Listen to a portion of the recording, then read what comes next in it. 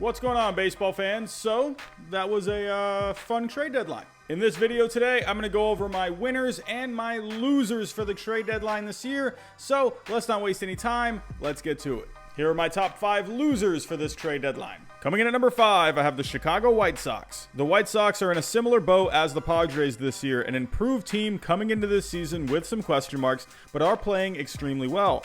At the moment, the White Sox currently sit atop the AL Central, so they've been able to get the job done with what they have. I mean, hey, they already added a ton of pieces this past offseason, but I think a move here would have really said, hey, we're here to win. In a way, I appreciate them standing pat because they do have a solid future and a good team this year, but I think it would have been nice to strengthen an already really good rotation that ranks 6th or a bullpen that ranks 10th.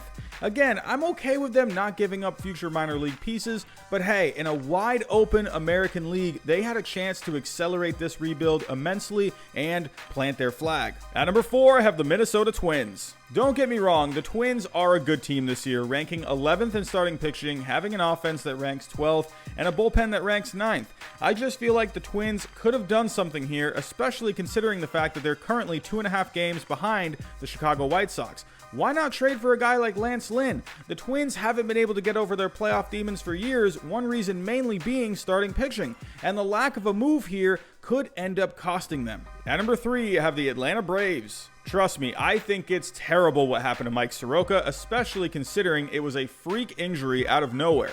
But Atlanta, the best you could do for the rotation is add Tommy Milone, who ended up giving up 8 runs in his debut. Atlanta has a good offense this year, ranking 6th in runs scored and 10th in WRC+, and a very good bullpen that ranks 6th. However, the starting pitching only ranks 17th, and it's only that high, mainly thanks to Max Fried, who's been sensational this year. To me, it's just disappointing the Braves couldn't make one good move, and that could end up really biting them come playoff time. At number 2, I have the Texas Rangers. John Daniels, if you're watching this, seriously, what are you doing? You have nothing to be able to help you compete this year on the Major League roster, and you have a terrible farm system. You were able to trade Mike Minor, Todd Frazier, and Robinson Chirinos, but you're going to tell me that you didn't get one good offer for Lance Lynn? You're going to tell me that the Padres gave up all they did for Mike Clevinger, but you didn't get anything like that offered for Lance Lynn, who's statistically having a better season than Clevinger this year? I don't buy that at all. How about Joey Gallo?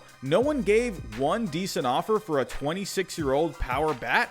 I don't buy it. Hey, who knows? Maybe holding on to these two ends up working out. But what if Lynn or Gallo gets hurt or they digress? This could end up being a very bad non-move. And my biggest loser are the New York Yankees. To me, this isn't because I'm a Red Sox fan, but the Yankees are the biggest losers of the deadline. This was a team coming into this season who looked like the clear-cut favorites to make it to the World Series out of the American League because of the talent they possessed and coming off of an extended postseason to help with the record amount of injuries they suffered in 2019. Did they add a starting pitcher for a staff that could use another guy to go along with Garrett Cole? No. Did they add an arm for a bullpen that ranks 21st in the majors? No. How about a utility guy that could play multiple positions to help offset the injuries that they've had once again this season? Nope. They did nothing. And to me, they are the biggest losers for this year's trade deadline. With the losers out of the way, let's go over my winners for the trade deadline this year. At number 5, I have the Cleveland Indians. Starting off my winners is a team that you might be confused as to why they're on this list, the Cleveland Indians. You might be asking, how are they winners? They traded one of their best pitchers in Mike Clevinger. Well, just look at the package they got back for him, which I think is really being overshadowed here. They got back an incredibly good package of players, both major league ready and guys for the future. Starting off with the major leaguers, they got back 23-year-old Josh Naylor, who has serious power potential along with solid plate discipline and draws comparisons to Prince Fielder. They also got back a young starting pitcher in Cal Quantrill, who does still need to work on some consistency, but he has good stuff. They also got back Austin Hedges, who can't really hit, but I believe he's the best defensive catcher in the game. Now let's take a look at the minor leaguers they got back. The first being shortstop Gabriel Arias, who is the number 7 prospect in the Padres' deep farm system. With Francisco Lindor most likely heading elsewhere in free agency after 2021, Arias looks to be a natural replacement, and he'll be a solid one as he's one of the best shortstops defensively in the minor leagues right now, and he has a good hit tool with raw power. They also got back the Padres' number 9 prospect, left-handed pitcher Joey Cantillo, whose velocity has been increasing over the years, a plus changeup, and a very good curveball, and has a 2.51 ERA over 169 minor league innings so far. They also got the Padres' number 11 prospect, infielder Owen Miller, who makes good contact, has a bit of power, and he's reliable in the field. Overall, while Indians fans may be down about losing Clevinger, they should be very excited about this package of players coming back, and they still have a good enough team that could compete in the postseason this year. At number 4, I have the Toronto Blue Jays. As of right now, the Blue Jays are currently sitting in 8th place in the American League, and they didn't make any huge splashes by the deadline this year. However, I like the moves they made, and I like that they didn't go against their rebuild by going all out for players considering where they're at in the standings. The first piece they traded for was Taijuan Walker from the Seattle Mariners, who is enjoying a bounce-back season this year with a 3.27 ERA, a 3.30 FIP, and about 8 strikeouts per 9. They didn't stop there with the pitching though, as they brought in Robbie Ray from the Diamondbacks. He's not having a great season by any means, posting an awful 7.84 ERA, but he does have over 12 strikeouts per 9. Then there's Jonathan Villar, who will be replacing Bo Bichette. He's not having a great season by any means with a 259 average and a 660 OPS, but he does have 9 stolen bases on the year and was fine at shortstop with the Marlins. Another guy they picked up later towards the deadline was Ross Stripling from the Dodgers, who was having a lot of success in recent years with the Dodgers, including a trip to the All-Star game in 2018, but this year he's found himself struggling with a 5.61 ERA and only about 7 strikeouts per 9 over 34 innings of work. However, he has a good track record and has a good spin rate on his fastball and curveball, so maybe he can turn it around with Toronto. Overall, the Blue Jays didn't make any big splashes like when they acquired David Price back in 2015, but these were respectable moves to fill in some holes and help them compete for the postseason. At number 3, I have the Miami Marlins. Here's a team that I wasn't really expecting to make a splash at the deadline this year, let alone even be in contention this year at all, the Miami Marlins. At the time of making this video, the Marlins see themselves tied for 3rd place with the Phillies in the NL East after pretty much everyone concluded this was a last place team this year, which is now the defending champion Washington Nationals. Baseball is just weird sometimes. Anyway, I digress. I love what the Marlins did here, picking up a solid bat in Starling Marte to help improve an offense that currently ranks 24th in WRC+, and only had to give up pitcher Caleb Smith, who hasn't done much in his career up to this point, along with their number 29 prospect Humberto Meja. Marte won't break down any walls by any means, but he's had a solid bat in his career and has turned the power on in the last couple of years, hitting at least 20 homers in both 2018 and 2019. This year so far, he's hitting .311 with an 827 OPS.